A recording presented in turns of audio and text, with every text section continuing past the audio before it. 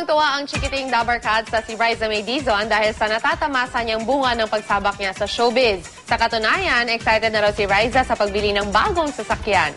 Ang Star Bites sa ni Lars Santiago.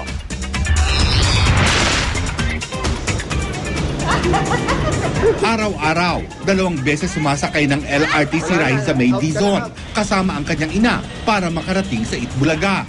Wala pa kasi silang sasakyan. Kahit sa LRT nga raw, nilalapitan siya ng mga tao. Sabihin po nila, batiin ko sila. Tapos, kamusta ko daw sila kay boss. Bukod sa Itbulaga, sunod-sunod rin ang guesting ni Riza May sa mga show ng GMA at gagawa pa siya ng 2 TV commercials. Kaya naman madali silang nakakaipon. At ngayon, bibili na raw sila ng sasakyan. Ito po, kasya kami lahat. Saka po, van siya.